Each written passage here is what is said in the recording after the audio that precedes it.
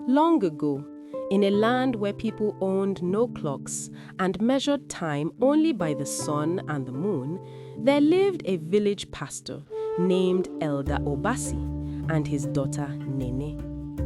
On certain nights, the moon shone so brightly that the earth looked almost like morning.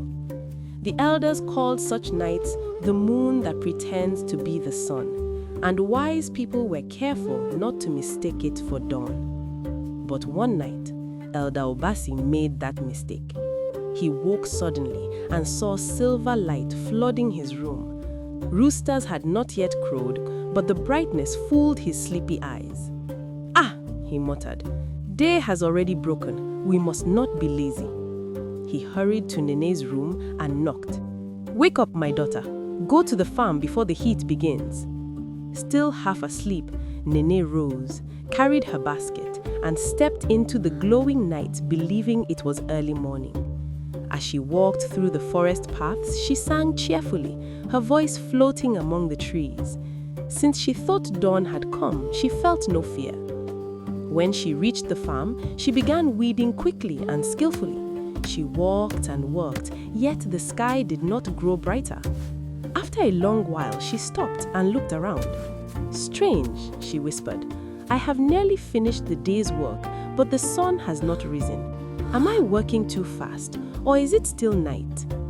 Her throat felt dry. She thought of going to the river for water, but hesitated. If it is still night, is it safe to go?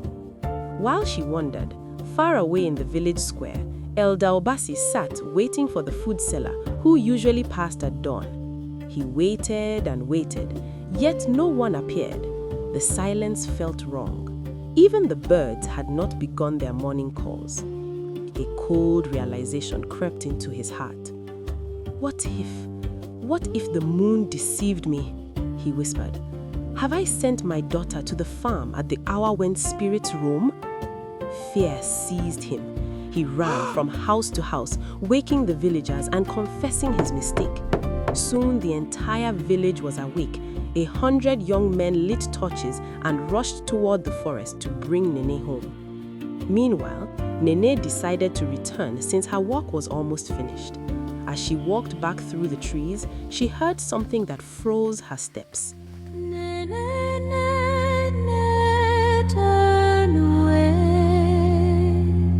Singing, soft at first, then clearer. A group of women's voices rising from the direction of the river, singing a melody so beautiful it felt almost unreal. Nene's heart pounded. She remembered the elder's warning. The river spirit sang a secret song that no human must ever hear. Anyone who heard it was meant to remain by the river forever. Terrified, she turned and began to run. But the singing grew louder, closer. It was as if the singers were following her. Branches scratched her arms as she ran through the dark forest. Behind her, the voices continued, echoing through the trees. The spirits were chasing her, but in their haste, they forgot the ancient rule. They were never supposed to continue singing once humans might hear them. Ahead, Nene suddenly saw flickering lights, torches moving through the forest. She gathered the last of her strength and ran towards them. The young men of the village heard the strange song drifting through the trees just as Nene reached them. Many ears heard the forbidden melody at once. At that moment, the chasing spirits realized their mistake. Too many humans had now heard the secret river song. Their power over the village was broken. The voices stopped suddenly, and the night fell silent again as the spirits withdrew, never to trouble the people again. Nene told the youths what had happened. When they returned to the village, the elders were stunned. Then the oldest man among them spoke slowly. "Do you remember the preacher our former king executed? Before he died, he declared that the spirits holding this village in bondage would lose their power in 2 years' time." The people looked at each other in awe. The time of that prophecy had come. That very morning, the villagers gathered and prayed to the God the preacher had spoken about, believing that only a greater power could have delivered Nene and broken the rule of the river spirits. They also made a law: no one must ever sing the river spirits' melody again, no matter how sweet it sounded. It was a difficult law, for the tune was hauntingly beautiful, and sometimes people found themselves almost humming it before catching their breath and stopping. From that time onward, the village prospered.